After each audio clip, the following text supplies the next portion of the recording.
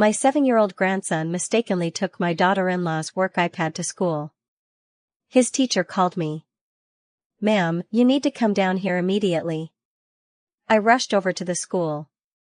The police were already there. An officer led me into a separate room. What we found in there is terrible. Look, when I saw it, I couldn't believe it. I'm glad you're here. If you are watching this video, please like it. Subscribe to the channel, and tell me in the comments where you are listening to my story of revenge from. I want to know how far it has traveled. That morning, I woke up to the familiar calm of a new day. At 67 years old, my mornings usually start slow, gentle. The old radio on the kitchen shelf hummed with the constant murmur of the news. Today, they were saying something about a traffic jam downtown. Suddenly, the telephone rang, sharp and piercing, tearing through the silence. I jumped and spilled a little coffee on the table. Quickly wiping my hands on my worn-out apron, I answered, my heart beating a little faster. On the other end of the line was the voice of Miss Albright, Leo's teacher at Lincoln Elementary. Her voice was trembling, hurried as if she were trying to hold back a panic attack. "Mrs. Miller, you need to come to the school right away. Something happened. Something serious with Leo." I felt my heart clench as if someone were squeezing it. 1,000 horrible ideas raced through my mind. My God, did the boy fall? Did he hurt himself somewhere, teacher? I nearly shouted, my voice breaking with fear. I imagined Leo lying somewhere, his knees bleeding, or worse, that he had had an accident on the playground. "Miss." Albright hesitated, her voice filled with discomfort. "It's not that, but you have to come to understand." I didn't have time to ask more. My mind was spinning with only one thought. I had to get to Leo now. I quickly grabbed the old cardigan hanging behind the door without even turning off the stove, not caring about the coffee pot sputtering away. I ran out into the street, my legs trembling, but trying to walk as fast as possible. The world around me seemed to fade. I could only hear the thumping of my heart in my chest. In the cramped taxi, the driver looked at me in the rear-view mirror. "In a big hurry, ma'am?" he asked, his voice curious. I didn't answer. I just shook my head, my eyes fixed on the traffic outside the window. In my mind, an image of Leo appeared. That boy with curly hair. With his little hands that always squeezed mine when we went for a walk. If anything happened to him, I don't know how I could go on living. Leo is my light. The reason I still get up every morning with a bit of joy, even though life is no longer easy. When the taxi stopped in front of the school gate, the scene I saw froze me in my tracks. 2 squad cars were parked right in front of the playground, their red and blue lights flashing nonstop like daggers in my heart. A few parents were gathered nearby, whispering with looks of curiosity and concern. I overheard a few words: police, device, serious. Each word was like a hammer blow to my head. I pushed my way through the crowd, nearly running toward the office where I sensed Leo was. Upon entering the small office, I saw Leo immediately. He was curled up in a little ball on an old wooden chair, his little hands clutching his backpack as if it were the only thing protecting him from the whole world. His eyes were red and swollen from crying so much. His little boy's face was filled with fear. I wanted to run and hug him to tell him everything was going to be okay, but my feet felt nailed to the floor. The principal, Mr. Davis, stood up from his wooden desk and approached me. His face showed concern. His voice was low. "Mrs. Miller, we found that Leo brought a device to class that contained some very strange things." Before I could understand what these strange things were, the door burst open. Detective Harding entered. A tall man with a serious face. In his hands, he carried an iPad carefully sealed in a clear plastic evidence bag, the kind I had only seen in police movies. He looked me straight in the eye with a cold, emotionless gaze. "This is your daughter-in-law's work iPad. Mrs. Jessica Miller," he said in a firm voice. "When we turned it on, we saw things that I think you should see with your own eyes." Jessica, my daughter-in-law, the wife that Mark, my son, was always so proud of. The mother Leo adored. I felt a chill run down my spine. Jessica worked at a large pharmaceutical company, always busy with meetings and business trips. That iPad, I remembered Leo telling me he had taken it by mistake from his mom's desk, thinking it was his to play games on. I scolded him for being careless, but I never thought the consequences would be so severe. Harding motioned for me to follow him into a small adjacent room. As soon as the door closed, all the outside noises, the parents' murmurs, the sound of cars disappeared. It was just me, Harding, and the iPad on the table. He unlocked the screen, and what appeared made my world fall apart. In front of me were not math, homework, or children's games like the ones Leo used to play. It was a completely different world. A world I never thought could exist in my family. Long messages full of sweet words that were not for Mark, but for a man named Julian. Photos being sent not of the family or Leo's birthday, but murky images full of secrets, and then bank transactions with enormous figures, business documents filled with terms I couldn't understand. I flipped through page after page, my hands trembling with a lump in my throat as if someone were choking me. What? What is this? I whispered, my voice broken. Harding didn't answer right away. He just looked at me with an expression between stern and compassionate. We're investigating, he finally said. But what's in here indicates that Mrs. Jessica Miller is involved in illegal activities, very serious ones. I collapsed into the chair, feeling as if my body didn't have an ounce of strength left. Jessica, the daughter-in-law I thought was the perfect woman, hardworking, attentive, loving to her husband and son. I remembered the night she cooked for everyone. The way she smiled at Leo, how she held Mark's hand. All of it now seemed like a charade.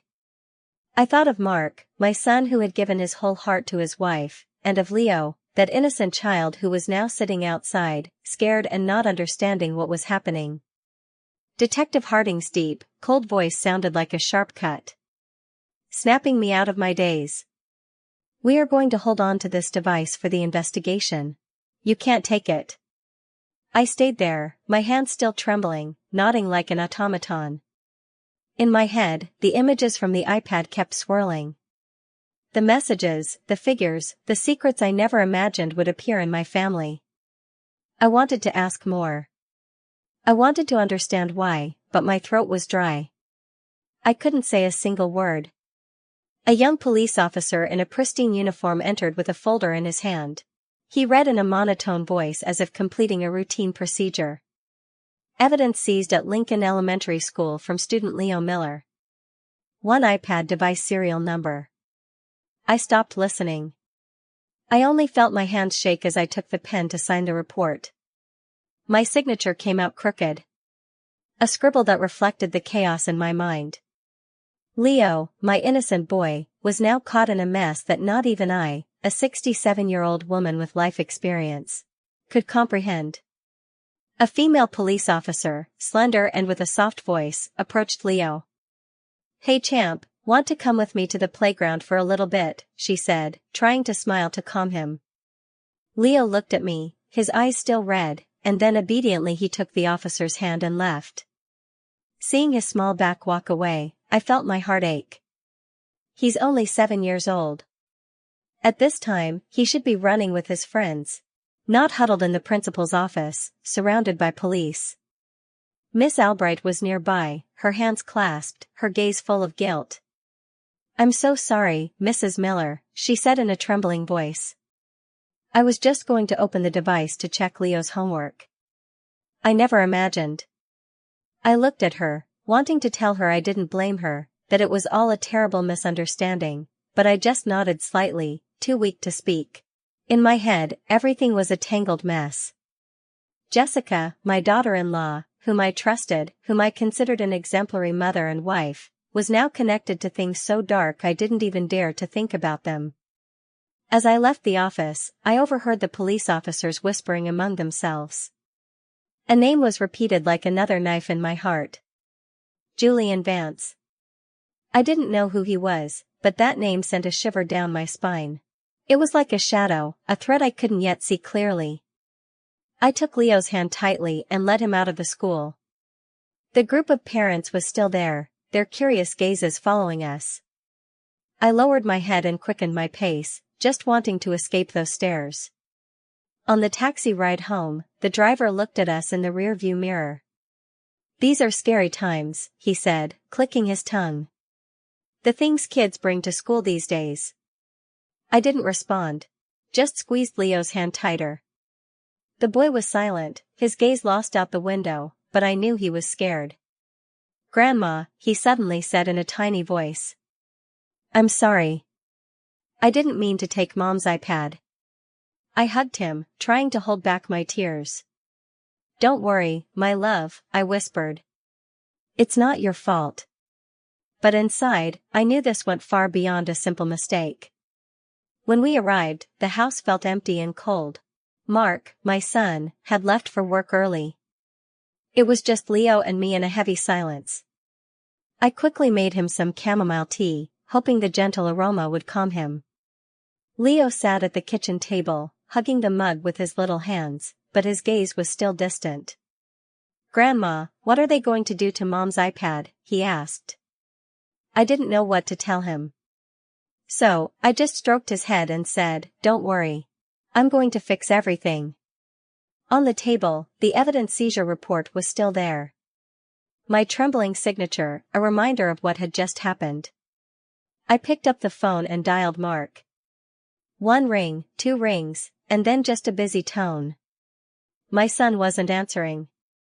I thought about calling Jessica, but my hand froze. The serious image of Detective Harding, the messages, the photos on the iPad, it all came back to my mind so clearly. I didn't dare face her. Didn't dare ask her what she was hiding. In the afternoon, I sent Leo over to Mrs. Peterson's house, my good neighbor.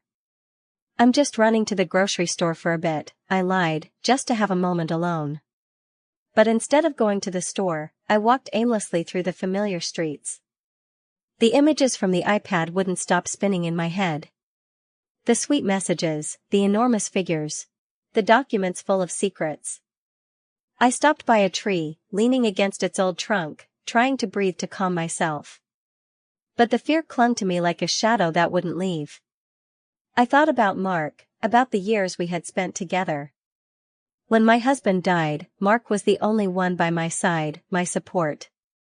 And now I had to tell him the truth that the wife he loved, the mother of his child, might be living a completely different life. My sole act. I didn't want to shatter my son's happiness. But I also couldn't let Leo grow up in a family full of lies. That night, when Mark came home, I knew I couldn't stay silent any longer. I had to tell my son the truth. I sat at the dining room table holding a cup of now cold chamomile tea, watching Mark silently eat each spoonful. Leo had already eaten and was playing with his toy cars in a corner of the living room. Jessica was still there playing her part as the perfect wife and mother. She cleared the table, smiled sweetly, chatted with Leo about his homework as if nothing had happened. Seeing her, I couldn't help but shiver. How could someone act so well when just hours before I had seen her terrible secrets on that iPad? I tried to stay calm, to keep my gaze from revealing the suspicion that was burning inside me. I waited for Jessica to go into the bathroom and for the sound of running water to fill the house. Then I got up and pulled Mark out onto the balcony. The cool night air blew, bringing the scent of pine from the neighbor's yard. Mark looked at me, his eyes tired. "Mom, what's wrong? Why are you so tense?" he asked in his deep voice. I took a deep breath, trying to gather my thoughts. This was my son whom I had raised, whom I had watched grow up. How was I going to tell him that the woman he loved might be betraying him, that his family was about to fall apart? "Mark," I began, my voice trembling. "Today at Leo's school, I saw things that I don't want to believe, but I can't not tell you."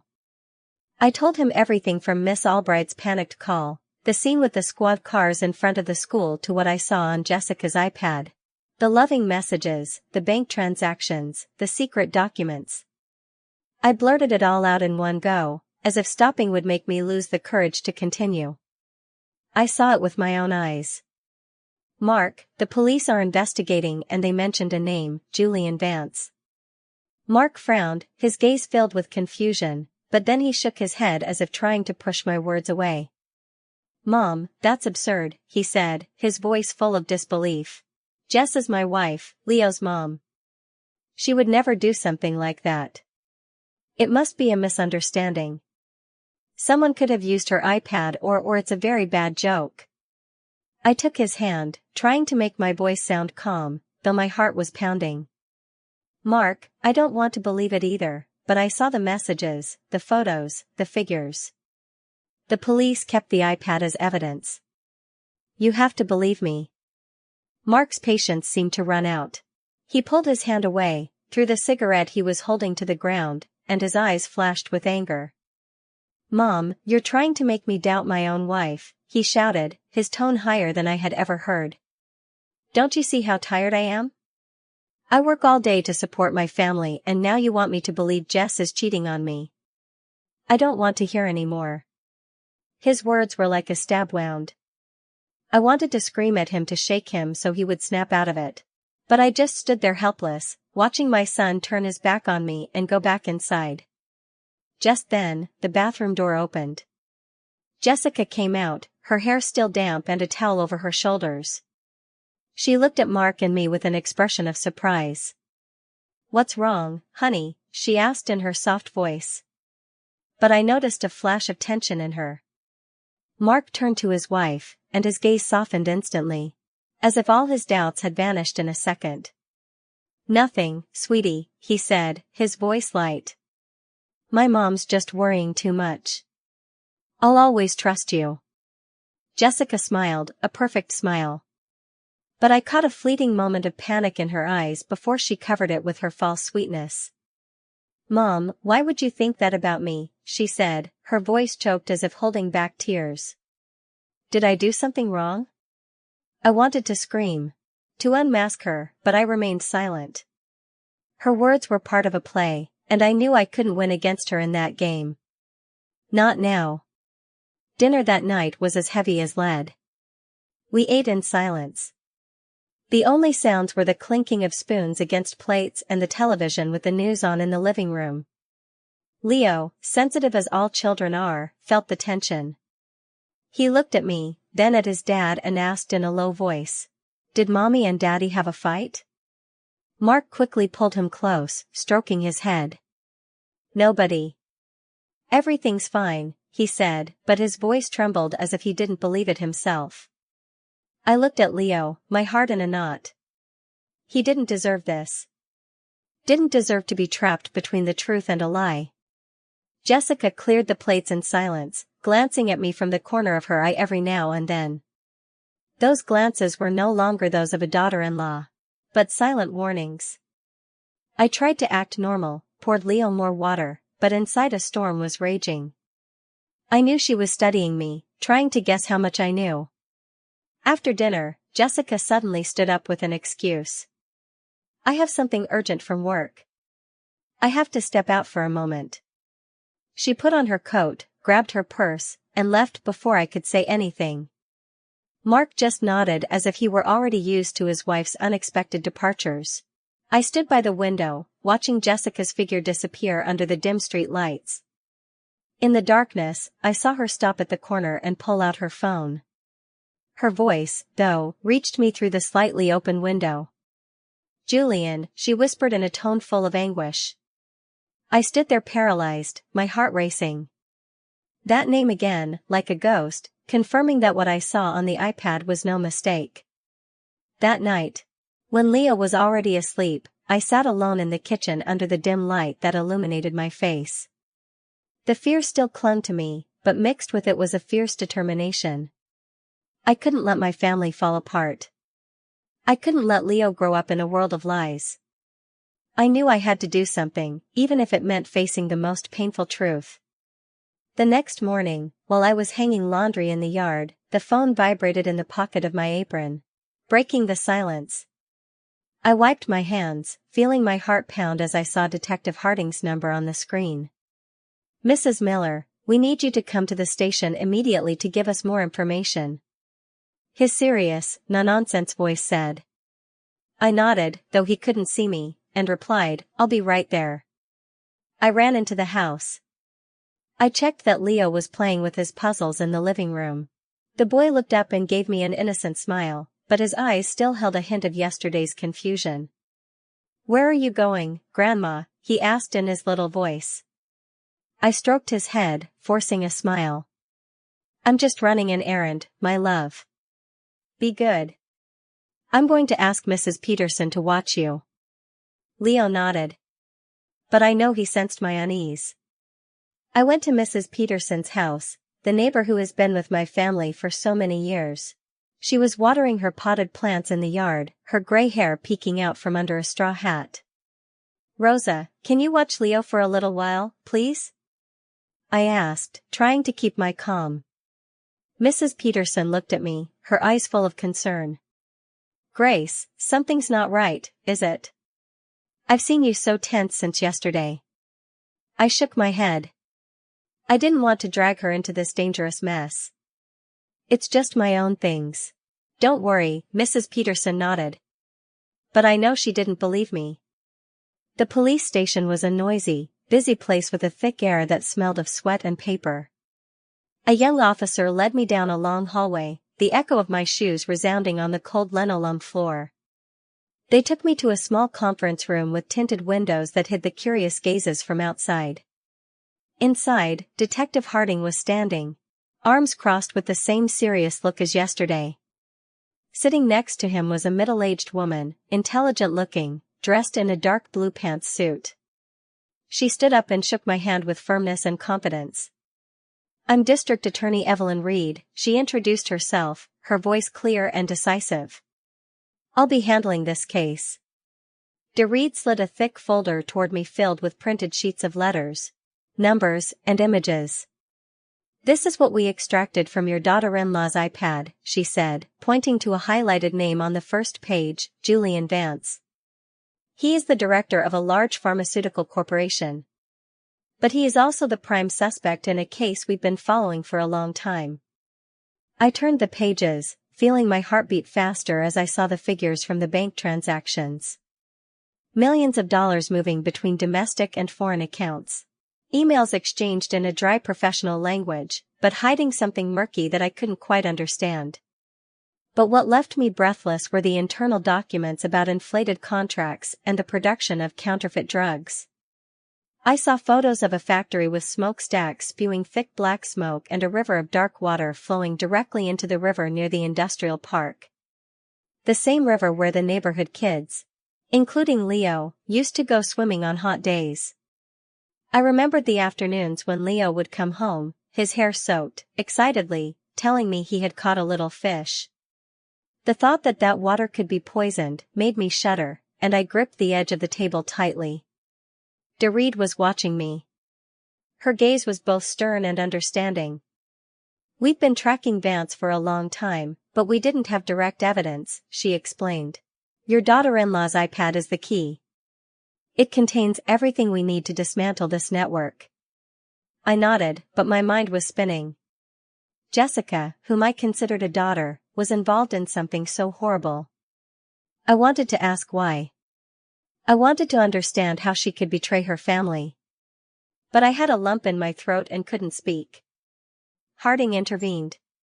His voice grew deeper, full of warning. But this also means that you and your grandson are in danger. If Vance or anyone in his network finds out that you've seen this, they won't just stand by. His words were like a bucket of cold water. I froze, my cold hands clasped together, feeling fear course through my entire body. I thought of Leo, of his innocent smile, of Mark, who was still blindly in love with his wife. If they found out I was cooperating with the police, what would happen? I left the station with my head feeling as heavy as lead. Outside, reporters were surrounding another suspect with microphones everywhere and camera flashes going off nonstop. I pulled the brim of my hat down and walked quickly through the crowd, praying that no one would recognize me. On the city bus back home, I huddled in a corner seat, staring out the window without seeing anything but blurry images of the city. In my mind, there was only one thought. I had to protect Leo no matter what. He is my light, the reason I keep living after so much pain. I couldn't let him get hurt. I couldn't let those shadows touch him. When I got home, I had barely opened the door when I saw Jessica sitting in the living room, a cup of coffee in her hand. She looked up and fixed her gaze on me, cold and inquisitive, as if trying to read on my face what I knew. "Where did you go, Mom? You were gone a long time," she asked, her voice soft but loaded with intent. I forced a smile, clutching my purse. "Oh, I went to the market to buy a few things," I replied, my voice trembling. Jessica nodded. But her eyes never left me, like a predator stalking its prey.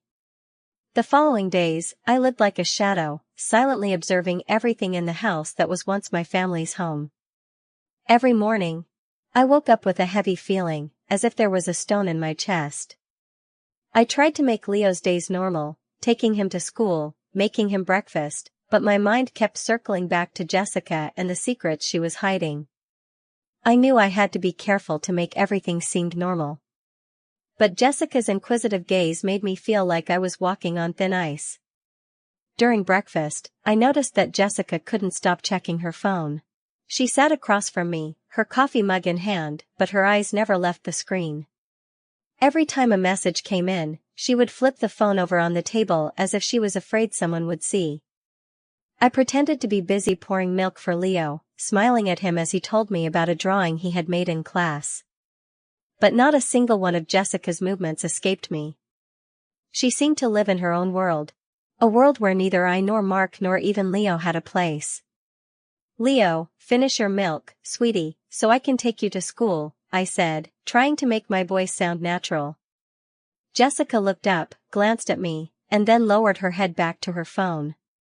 "I have an early meeting today," she told Mark in a monotone voice. "I'll probably be a little late." Mark nodded without asking further, as if he was already used to his wife's strange hours. I looked at him with a pain in my soul. My son, that man who used to be strong and full of confidence, now seemed oblivious to the cracks spreading through his own family. That afternoon, Jessica said she had to go to an unexpected meeting. I was at the kitchen door watching her put on a dark blue dress, perfume, and her hair perfectly styled. "What kind of meeting requires you to be so dressed up?" I let slip, trying to sound casual. Jessica turned and smiled, but her smile didn't reach her eyes. "Important clients are coming to the company, Mom," she replied, and quickly grabbed her purse and left. The door slammed shut, leaving a chilling silence. My gut told me something wasn't right. I couldn't just stand by. I couldn't let things continue like this without doing anything. I ran to Mrs. Peterson's house to leave Leo with her. "Neighbor, I have an emergency. Can you watch the boy for a little while?" I said, trying to hide the panic in my voice. Mrs. Peterson looked at me, worried. "Grace, you're acting very strange. If something's wrong, tell me. Don't keep it to yourself." I just shook my head, thanked her, and left in a hurry. I took a taxi, my heart pounding a mile a minute, and asked the driver to follow Jessica's car. "Please don't let her see that we're following her," I whispered, my eyes fixed on Jessica's white sedan ahead. The taxi driver glanced at me in the rear-view mirror, but didn't ask any questions. He just nodded and sped up. Jessica's car stopped in front of an upscale mall where the glass buildings shimmered. In the sunday, I saw her get out, walking confidently, but looking around as if searching for someone. Then, a gleaming black SUV pulled up abruptly. A man in a suit and dark glasses got out and opened the door for her. I barely managed to see the license plate before Jessica got in and the SUV sped off, disappearing into traffic. I stayed there, gripping the seat, trying to memorize the license plate. The man's face was a blur. But the way Jessica got into the car without hesitation made me feel like I was being choked. I asked the taxi driver to take me home, my mind a mess. The image of the black SUV and Jessica's furtive glance haunted me like a confirmation that what I saw on the iPad was no mistake. A few days later, they called me back to the station. In the small conference room, D.A. Reed and Detective Harding were waiting for me. "Mrs. Miller, do you have any new information?" Harding asked with his penetrating gaze. I took a deep breath and told them what I had seen that day, from how Jessica left the house to the black SUV. I repeated the license plate, my voice trembling. Harding took notes and turned to another officer, giving him an order to check it immediately. A few minutes later, he returned and nodded. "It's Julian Vance's car." DeReed passed me a file with a photo of Julian Vance taken at a charity event. He was wearing an elegant suit and his arrogant fake smile sent a chill down my spine. "This is Jessica's lover and the mastermind of the entire network," DeReed said, her voice grave but firm. "He's behind the production of counterfeit drugs and money laundering. Your daughter-in-law's iPad has given us the evidence to get closer to arresting him." I looked at the photo, feeling my blood run cold. Julian Vance. That name was no longer just a ghost, but a real person with a fake smile and cold eyes. I thought of Jessica, of how she continued to act like the perfect wife in front of Mark, and my soul ached. How could she live two lives, on one hand, Leo's mother, and on the other, the accomplice of a man like Vance? That night, we were all watching TV, but I couldn't concentrate. Suddenly, on the news, there was a report praising Julian Vance for his great contributions to public health. His image on the screen in the middle of a cheering crowd left me frozen. The applause from the television was like hammer blows to my heart. I glanced at Jessica and saw that she was smiling. But it was a tense smile, as if she were trying to hide something. Mark didn't notice. He was focused on the screen and Leo yawned, resting his head on my shoulder. Late at night, I got up for a glass of water, still restless. As I passed through the kitchen, I was surprised to see Jessica sitting there in the dark with only the light from her phone illuminating her face. I quickly hid behind the door, my heart racing. Jessica was whispering into the phone, her voice sweet but full of tension. "I love you, Julian," she said with a happy smile. I had never seen her give to Mark. I stood there rooted to the spot, feeling my world collapse once more. I silently returned to my room, lay down, but couldn't sleep. On Saturday night, the atmosphere in the house seemed a little lighter. Mark and Leo were sitting in front of the TV, watching a football game with enthusiasm. The shouts from the screen mingled with the laughter of father and son. I was in the kitchen cutting fruit, trying to immerse myself in that rare moment of peace. But deep down, I knew it was all a facade. The fear and suspicion were still there, like a shadow that never left. Jessica came into the living room, smiled tenderly at Leo, and then turned to Mark. "I need to make a work call," she said in a soft voice as if it were nothing. "It's an urgent team meeting, you know." Mark nodded without taking his eyes off the screen. "Sure, honey, go ahead," he replied, unconcerned. Jessica went into the small study at the end of the hall and closed the door. I put down the knife and looked at the fruit platter, feeling a deep unease. I don't know what prompted me, but my feet carried me down the hallway on their own. As I passed the study door, I heard Jessica's voice, harsh and tense, completely different from the sweetness she had just shown. "It's not possible," she almost shouted, her voice trembling. "The police have the iPad. If everything comes out, we're finished." I stopped in my tracks, my heart pounding so hard I thought it would burst out of my chest. A man's voice, deep and cold, replied through the speaker phone, loud enough for me to hear every word. "Calm down, Jess. If that old woman dares to open her mouth, we'll have to make her pay. Do you understand?" I stood frozen, my feet glued to the floor. That old woman, I knew he meant me. The threat was like a sharp knife that plunged into my heart, making me feel that the danger was no longer a distant worry, but a reality closing in. Inside, Jessica was silent for a moment, and then she replied in a low but determined voice, "I know. I'll take care of it." I tiptoed back so as not to make a sound and ran back to the kitchen. I stood there, gripping the edge of the table, trying to catch my breath. My breathing was ragged, as if I had run a marathon. I looked at the fruit platter, the perfectly cut pieces of mango and watermelon, and told myself I had to act normal.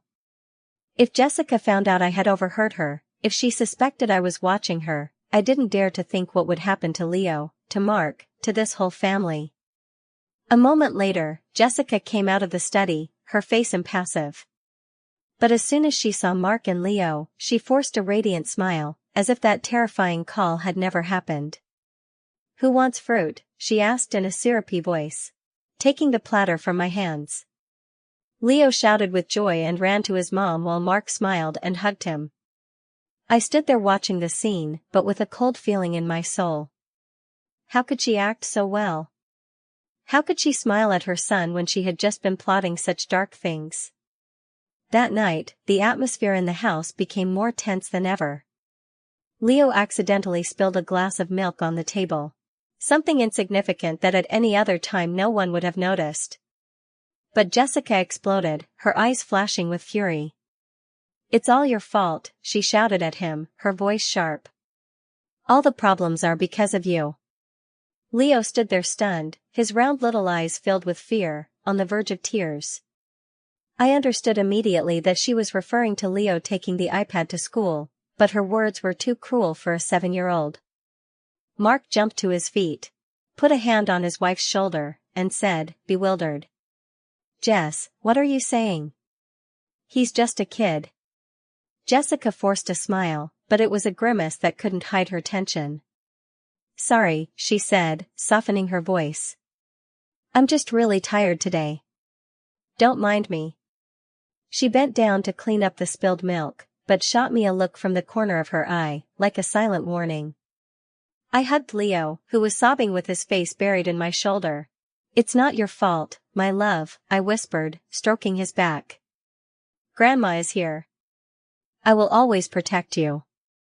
But inside, I knew I was facing a danger much greater than I had imagined. I couldn't sleep all night. The threat from that man's voice, surely Julian Vance, echoed in my ears. If that old woman dares to open her mouth, I lay there, the pale moonlight streaming through the window, illuminating the family photo hanging on the wall. It was from Leo's birthday last year when we were all laughing happily. Now, Jessica's smile in that photo sent shivers down my spine. I thought of Leo, of Mark, and I wondered if I would have the strength to face what was coming. The next morning, I decided I couldn't wait any longer. I once again left Leo with Mrs. Peterson, telling her I was going to the market, but in reality, I went straight to the station. In the small conference room, DA Evelyn Reed was waiting for me, her gaze sharp but understanding. I told her the entire conversation I had overheard. Every detail from Jessica's agitated voice to Julian's cold threat. He said if I opened my mouth, they would make me pay. I told her, my voice trembling. Reed nodded, taking notes, and then looked at me. "This information is very important, Mrs. Miller," she said in a firm voice. "It proves that Jessica is directly involved with Julian in covering up the crime. We are going to intensify surveillance on her." I left the station feeling a little lighter for having shared the burden, but the fear didn't leave me. On the way back, as the bus passed a familiar corner, I caught a glimpse of the black SUV I had seen at the mall. It was parked silently in the shade of a tree, and its headlights flashed once, like a warning. I shivered and clutched the handkerchief I carried in my purse. The danger was no longer a distant worry. It was right in front of me, closer than ever. After that meeting at the station, I returned home with my heart in a knot. Reed had told me they had enough grounds to request a warrant to tap Jessica's phone and that a technical team had already discreetly installed a device on the cell phone she always carried. "Mrs. Miller, you must act completely natural," the DA warned me with her serious gaze. "Under no circumstances can you let her suspect anything. If she finds out you're cooperating with us, everything will become much more dangerous." I nodded, but inside a storm of fear and determination was raging. I couldn't let Leo, my only light, be pulled into this vortex. The following days, I lived like an actress, trying to maintain my composure in front of Jessica. Every morning I continued to make coffee, prepare breakfast for Leo, laughing with him as if nothing were wrong. But every time I looked at Jessica, I had to suppress the anger and pain that burned inside me. She continued to play her role as the perfect wife, hugging Leo, asking Mark about his work, but her eyes always passed over me, scrutinizing as if searching for a crack in the facade of normality I had built. One afternoon, my phone vibrated. It was Detective Harding. "Mrs. Miller, we need you to come to the station immediately," he said with an urgent voice. I quickly left Leo with Mrs. Peterson. I lied, saying I was going to the market and took a taxi to the station. In the small conference room, it was just Harding, DeReed, and me. The tension was so thick, I could hardly breathe. Harding turned on a small recorder on the table, and Jessica's voice echoed clear and cold, like a stab to my heart. "Mark is nothing," she said, her tone full of contempt. "I only need you, Julian. When all this blows over, we'll go to Miami together." "And the kid? Who cares? That's what the old woman is for." I collapsed into the chair, feeling the world cave in on me. My heart felt crushed. Jessica, the mother Leo loved, the wife Mark blindly trusted, was capable of saying such cruel words. She was not only betraying Mark, but she was willing to abandon Leo, the son she had rocked in her arms and sung to sleep every night. I covered my face, the tears flowed uncontrollably. "How could she?" I whispered, my voice broken. Harding handed me a glass of water. His gaze softened but remained stern. "I know this is very difficult, Mrs. Miller," he said. DeReed continued in a soft but firm voice. "Now you have irrefutable proof to show your son. We will support you, but you need to be strong." I nodded, drying my tears. But in my mind, there was only one thought. Mark had to know the truth, even if it destroyed him. That night, I took the recording home, my soul heavy.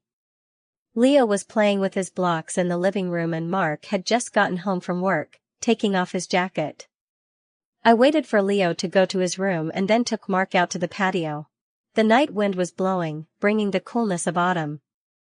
"Mark, I need you to listen to this," I said in a trembling voice, handing him the small recorder Harding had given me. Mark looked at me, his eyes full of doubt. "Again with this?" "Mom, I already told you I don't want to hear any more nonsense stories about Jess." I took a deep breath, trying to stay calm. "Just listen to it, Mark. Just this once. If I'm wrong, I will never mention it again." He hesitated, but finally took the recorder. As Jessica's voice echoed, I saw Mark's face change. Doubt turned to shock and then to a deathly pallor. "Maybe it's edited," he muttered. But his voice trembled as if he didn't believe his own words. Just then, my phone rang. It was Harding. I put it on speaker and his serious voice resonated. "Mrs. Miller, I have sent you this recording from the official surveillance system. It is authentic evidence without any alteration." Mark sank into a chair, holding his head in his hands, his eyes bloodshot.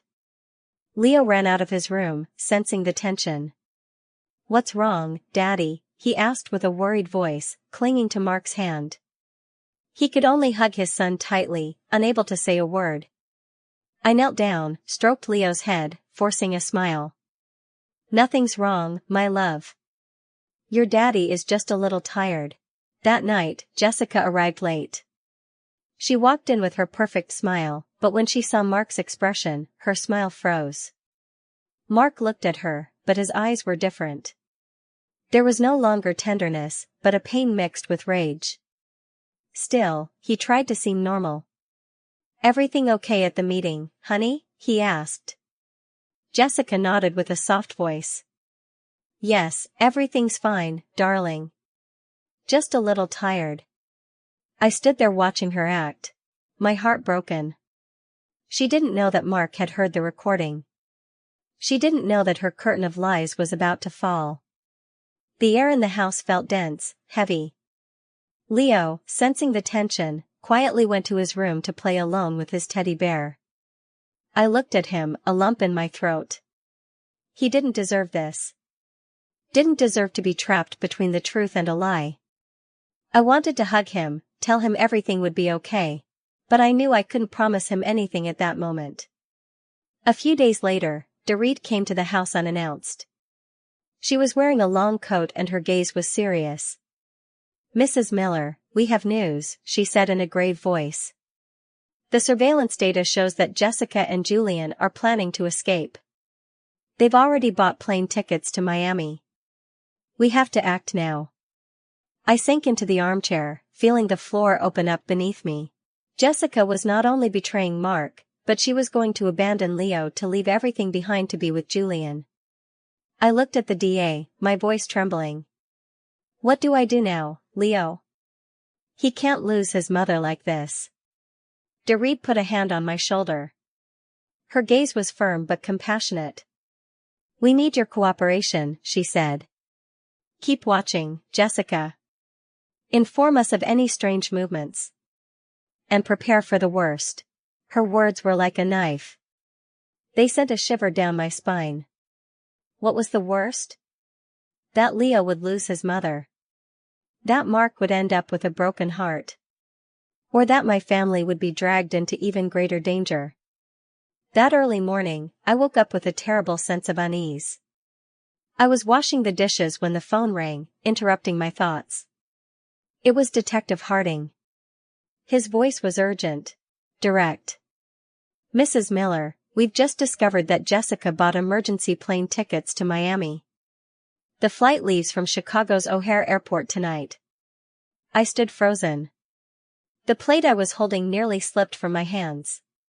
Miami. The word echoed in my head like a sharp knife. Jessica was really going to escape. To leave Mark, to leave Leo, to leave everything to go with Julian Vance. "Are you listening to me?" Harding's voice brought me back to reality. "Yes, I hear you," I answered, my voice trembling. "What do I need to do?" He spoke quickly. "We're going to move in, but you need to tell Mark. He has to know the truth, and we need both of your cooperation." I nodded, though he couldn't see me, and hung up, my heart a stone.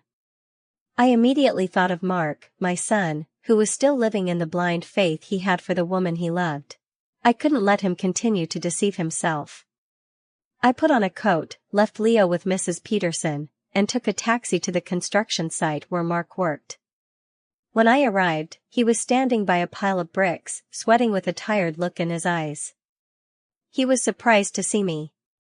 "Mom, what are you doing here? Did something happen?" I took him to a corner where no one could hear us. Tears almost escaped as I told him. "Mark, you have to come with me, Jessica. She's going to run away. She bought plane tickets to Miami with Julian Vance. You have to see the truth with your own eyes. If you don't, you'll regret it for the rest of your life." Mark looked at me.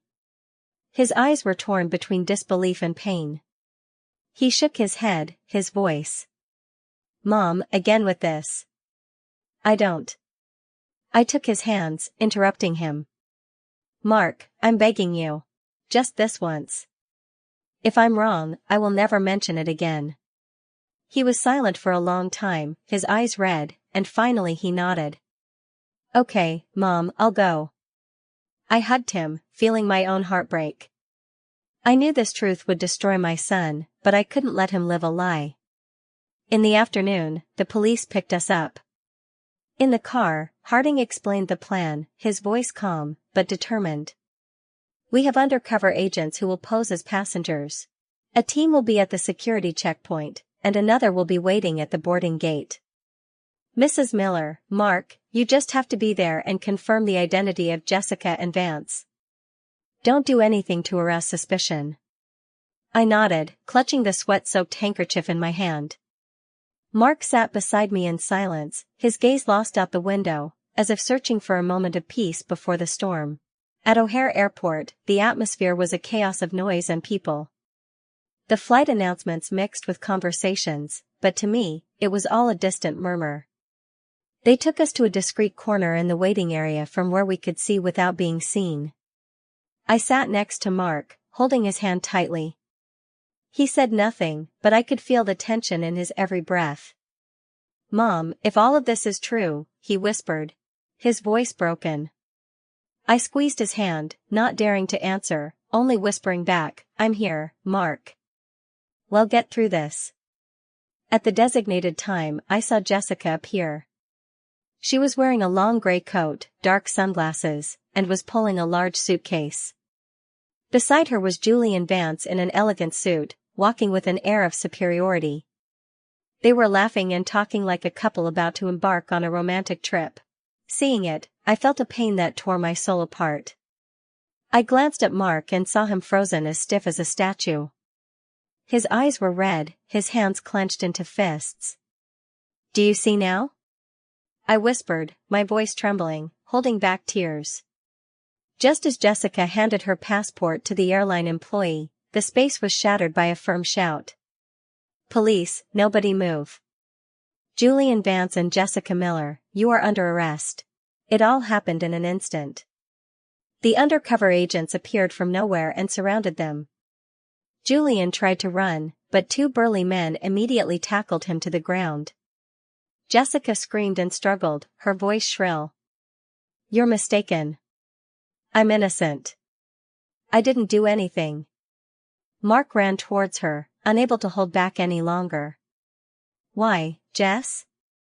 he shouted, his voice broken with pain. "Why did you do it?" "Me. Leo, this family. You threw it all away for him." Jessica turned, her eyes terrified, but she quickly regained her composure and said coldly, "You don't understand, Mark. You would never understand." Her words were like a stab that left Mark motionless, his face pale. I ran to Leo, who was hiding behind me, his eyes wide with fear. I hugged him, covered his eyes with my hand, and whispered, "Don't look. My love. Grandma is here." Leo was trembling and asked in a tiny voice, "What's happening to Mommy?" "Grandma." I didn't know what to answer. I just held him tighter, feeling his little heart beating at full speed. I wanted to protect him from that scene, from the cruel truth that his mother had chosen a path where he didn't fit. As the police led Jessica and Julian away, she turned abruptly, her gaze locked onto mine, cold and full of hatred, as if I were the one to blame for destroying everything. I stood there hugging Leo, watching her in handcuffs, feeling a mix of pain and relief. The truth had come to light, but it had also shattered my family. Mark stood motionless, his gaze empty, following his wife with his eyes as they took her away. I wanted to run and hug him, to tell him everything would be okay, but I knew that those words at that moment meant nothing. After the arrest at the airport, we were taken directly to the station to give our statements. The squad car moved silently through the busy streets of the city. But I had no mind for anything other than Leo, who was curled up against me, trembling, his little hands clinging to my clothes as if he feared that if he let go, he would lose me forever. I held him tightly, trying to give him some warmth to calm his fear. But I myself was in the midst of a storm of emotions. Mark sat beside me, as absent as a shadow, his eyes red, and his gaze lost out the window. He said nothing, but I knew his heart was in pieces. At the station, the air was thick, filled with the incessant ringing of telephones and the hurried footsteps of officers.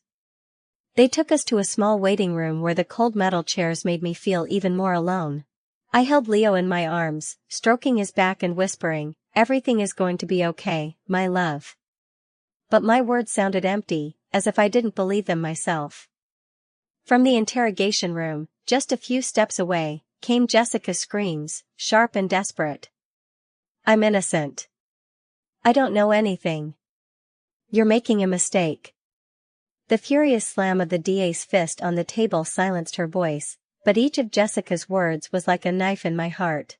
She continued to deny everything, clinging to her perfect facade, even when everything had crumbled. Hours passed in that cold waiting room. Leo fell asleep on my lap, and his steady breathing was the only thing that kept me sane. Mark was still there without a word, his hands clenched so tight they turned white.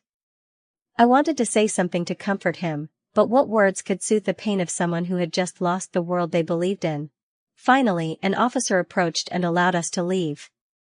"That's enough for today," he said in a dry voice. "We'll be in touch if we need more information." But as soon as we walked out the station door, a crowd of reporters surrounded us. The flashes of cameras blinded us. Microphones were shoved in our faces, and questions rained down like a torrential storm.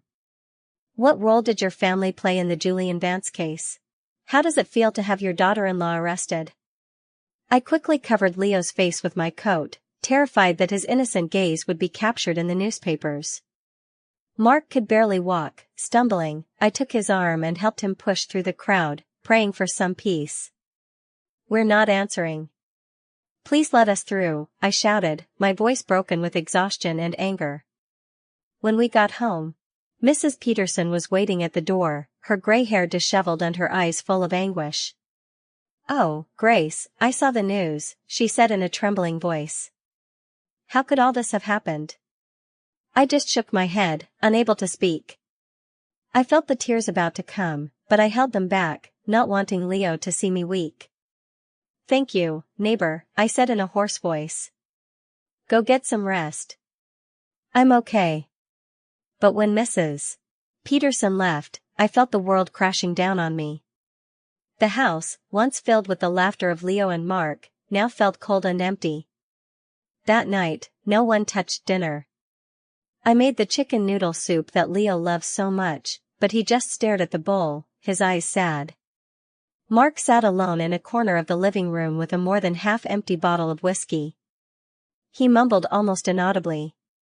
"My whole life, I trusted the wrong person. I believed her, Mom." His words broke my heart. I wanted to run and hug him, tell him everything would be fine, but I knew those words were useless now. Mark had lost the wife he loved and Leo, the mother he admired.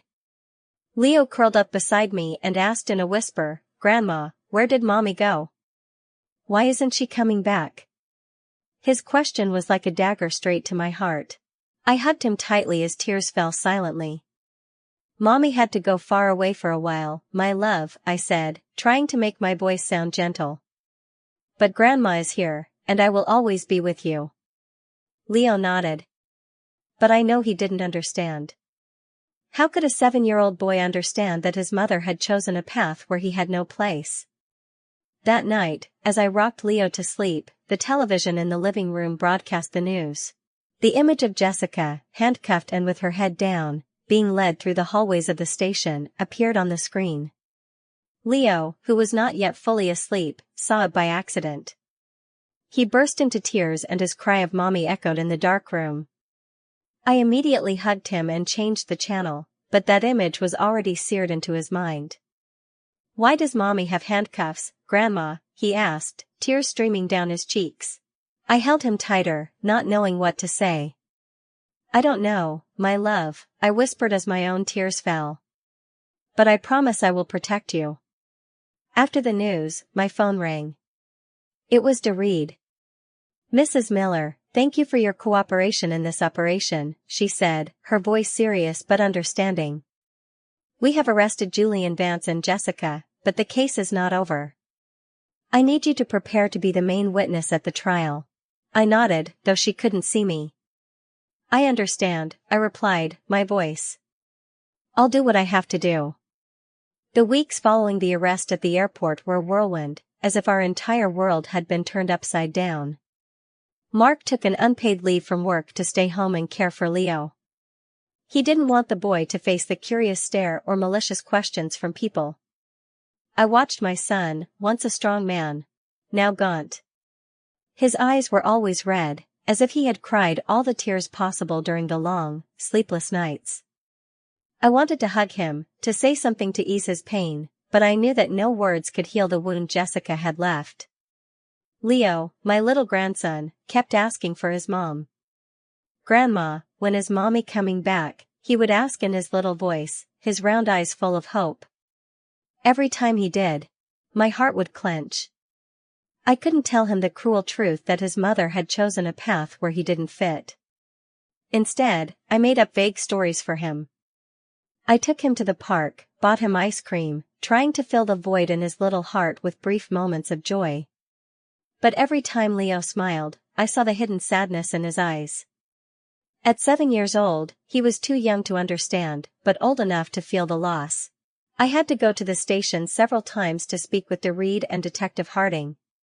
They asked me to recount every detail from what I saw on the iPad, the call I overheard to the look of hatred from Jessica at the airport.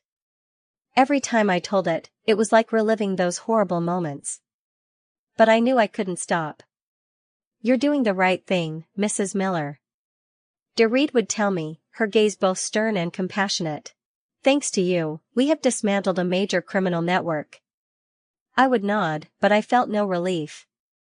Taking down Julian Vance's network was a victory, but my family had paid the price with wounds that would never heal.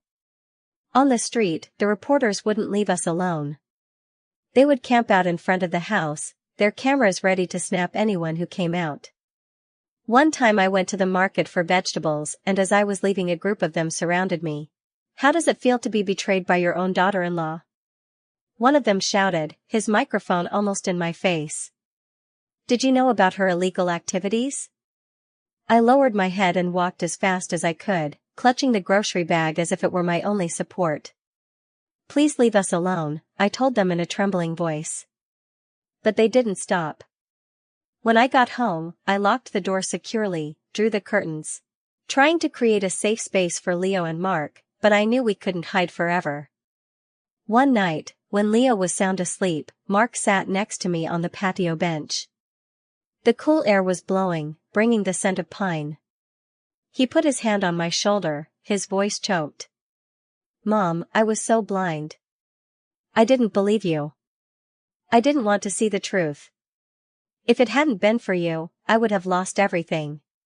Tears streamed down his cheeks. And for the first time in weeks, I saw my son cry. I hugged him, patting his back like when he was a little boy. "You didn't lose everything, Mark," I whispered. "You still have Leo, and you have me. We're going to get through this, son." He nodded. But I knew the pain in his heart wouldn't disappear so easily. The trial took place a few months later. I decided not to take Leo, even though he kept asking, "Grandma, I want to see my mom." I didn't want him to see her in the defendant's box. I didn't want that image to haunt him for the rest of his life. On the day of the sentencing, I sat in the front row across from Jessica and Julian Vance. Jessica was convicted of complicity and money laundering, while Julian received the maximum sentence for leading the counterfeit drug and environmental pollution network. The case brought down several high-level officials, shaking the entire pharmaceutical industry. But seeing Jessica with her head down and her hair disheveled, I felt no victory. I only saw a woman who had lost everything to ambition and lies. Returning home after the trial, I felt as if I were waking up from a long nightmare. Mark was at the door greeting Leo, who was coming from Mrs. Peterson's house. The boy ran to hug me, saying cheerfully, "Grandma, I made a drawing at school today. I want you to see it." I smiled, stroking his head, relieved to see his innocent smile. We sat on the patio. I made a pot of chamomile tea, whose aroma filled the air.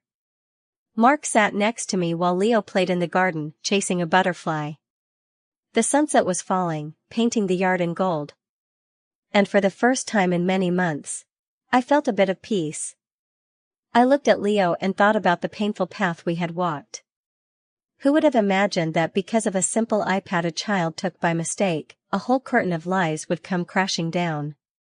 That truth was painful. It shattered our family, but I would rather face it than live my whole life in a false happiness.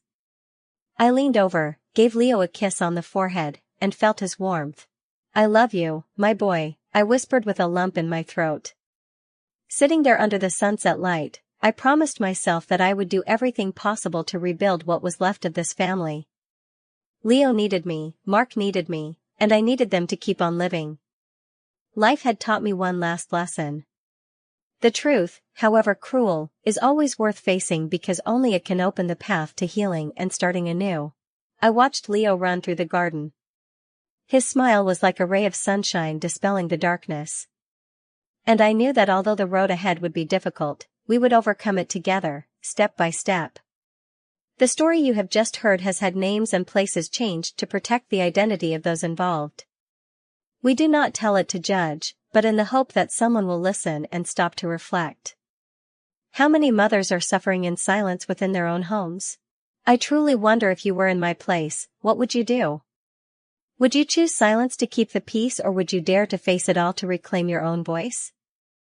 I would like to know your opinion, because every story can become a light that illuminates the path for others. God always blesses, and I am sure that courage will lead us to better days.